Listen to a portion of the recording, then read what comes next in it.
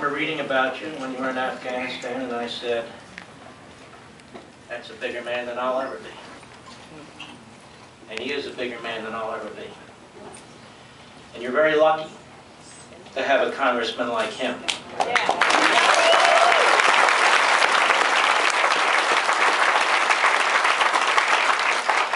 Because a lot of people, even when they're voting in Republican districts, don't have a congressman like him. A lot of people who listen to my program and call in are in blue areas, and they're desperate to figure out what to do, and here you have an answer. And I'm going to tell you something. He's my congressman too. He's the nation's congressman. That's why you're under attack all the time.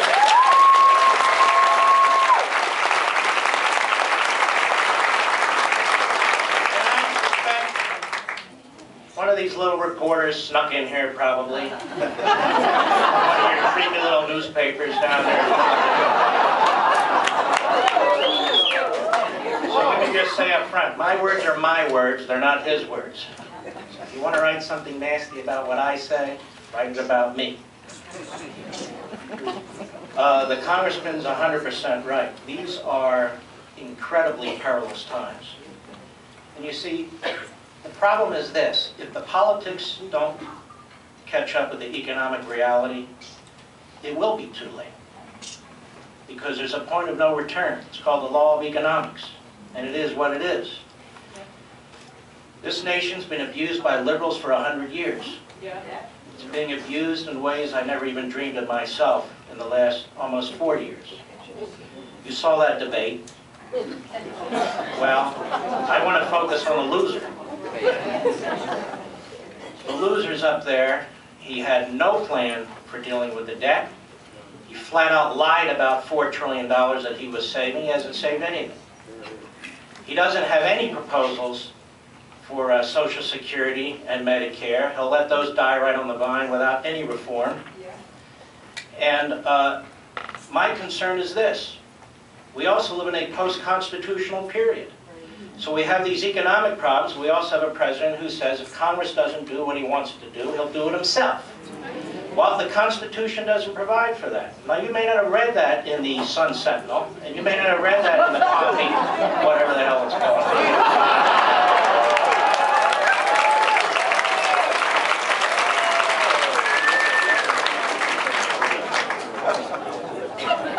But why bother with it anyway? The fact of the matter is everything's coming to a head now because we have a president who's bringing it to a head. And let me tell you why I'm here today. I haven't campaigned for any congressman, period. But I'm here for him, and I'm going to tell you why I'm here for him. Because he's here for us. He's not afraid to stand up and speak. He speaks my kind of language. He speaks your kind of language. The fact of the matter is they're out to get him, and we're out to stop him. Right.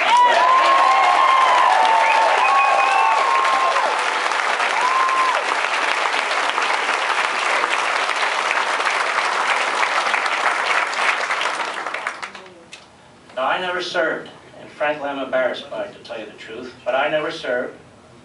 But he's a general, and we're the infantry. Yeah. And we don't leave our generals on the field to fight by themselves, do we? No. All right, that's our responsibility to make sure this man's reelected. Yes. And so it's not enough that you're registered to vote, and it's not enough that you vote. We need 10, 20, 30 other people to be registered to vote, don't we? Yes. And this is a crucial state for president, for Senate, and for this congressional seat. And I don't want to wake up on election day, the following day, and find out that this man lost his seat. Because if he loses his seat, how will you feel? Right, so we're going to make sure that doesn't happen. By the way, did you pick your opponent?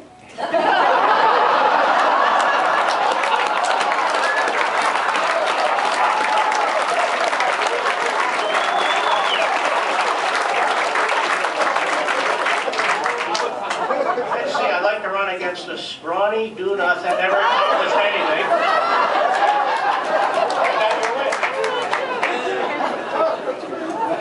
Now, there are a handful of congressmen in particular that I admire a great deal.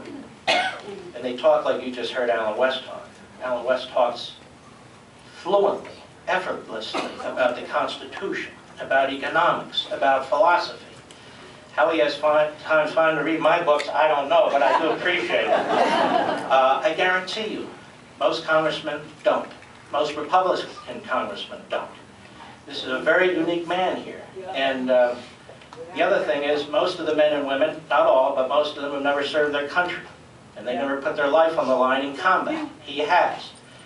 This is really unique. You know, this is, you know, we're talking about this county, this area, which is a very nice area, bedroom community, fairly well off, lots of white folks, and there's your congressman right there.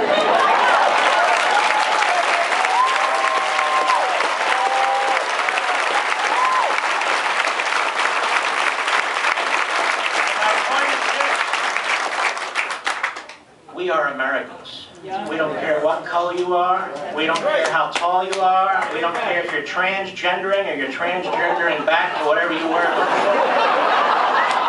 We believe in individual liberty. We believe in constitutionalism. We believe in national security. We believe in securing the border. We believe in sound money. We believe in balancing the budget. Everybody should believe in it.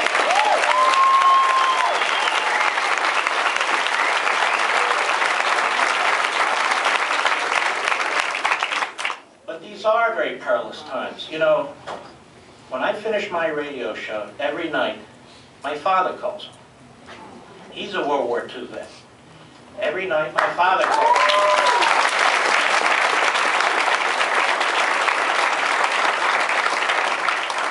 me. He's 87 and a half years old, and he's worried about what's happening to his country.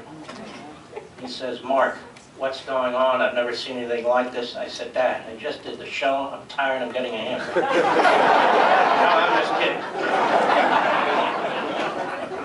And honestly, sometimes I don't know how to answer it. I'm going to be blunt. This is me speaking, not Alan West. There are people in this country that don't love this country. When you talk about fundamentally transforming America, fundamentally transforming it to what? If you love the Constitution, if you love the Declaration, if you love our individual rights, our principles, our history, why would you want to fundamentally transform America? You don't want to fundamentally transform America. What we want to do is throw out the people who try to fundamentally.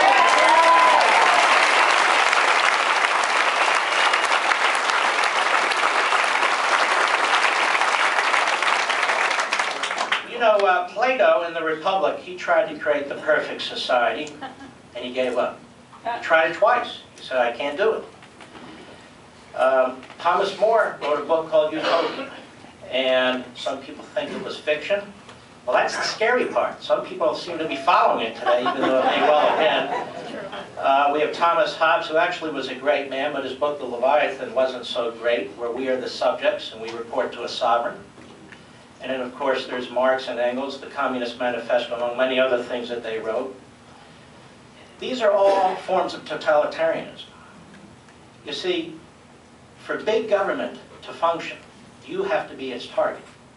That's why we have Obamacare. You cannot be independent, you cannot be self-sufficient, you cannot be successful. What they seek is uniformity. And that's what Obamacare is all about, uniformity. Well, we're a humane society. And what this society is about is, within certain limits, we want people to be whatever they want to be. We want people to pursue whatever they want to pursue. People don't come into this country legally and illegally for Obamacare. They come into this country because they want liberty. And that's been the history of this country from the beginning. What you are trying to do, what he is trying to do, and the reason you're out today to support him, is to stop this. And if we don't stop it, it's over. And I'm not kidding. I could put a smiley face on this, but I'm not putting a smiley face on this. When I served in the Reagan administration, as desperate as that was when we inherited what Carter had done, I never felt it was going to be over. I feel it could be now. And America will exist. It just won't be the America you were used to and that you expect. So this election is about electing men and women who are going to protect you, preserve this republic. This is about self-defense. Also, I want to mention one other thing, and I've said this on the air, and I mean this. Most of you have children and grandchildren. Well, this is absolutely about them, because What's going on is immoral. The debt, the deficits, the borrowing from China, the reckless spending, and they've got more and more plans. The fact of the matter is, this president, this philosophy, is political child abuse. And this president running around to community colleges and universities, getting between you and your children, trying to tell them to vote for him because he'll lower their student loans. He's not going to lower their student loans. He's destroying their future. So it's important, if you have kids in college or universities, that you talk to them, that you get between the president and them, and you set them straight, particularly if you're paying the way. There's another reason I want to see this man reelected, because I want to see him in higher office one day.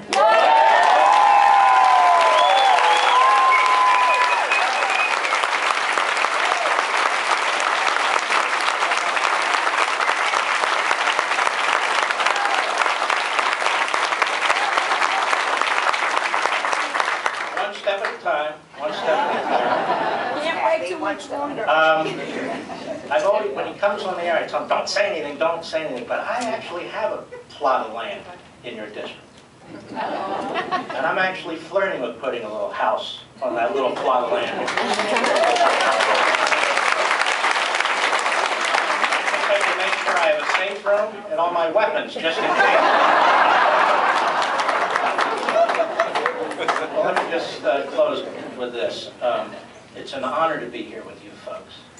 It's an honor to be standing with Congressman and his beautiful wife, and to have my father here too. And if you take anything away from this, I would tell you this. We can win. There are more of us than them. Yeah. And Reagan pointed out that the only way they win is if we don't do anything. He was basically quoting Edmund Burke. And the fact of the matter is, we do outnumber them. And that's what upsets them the most. Now, I want you to really tick them off, really tick them off on Election Day, and send him back to Congress.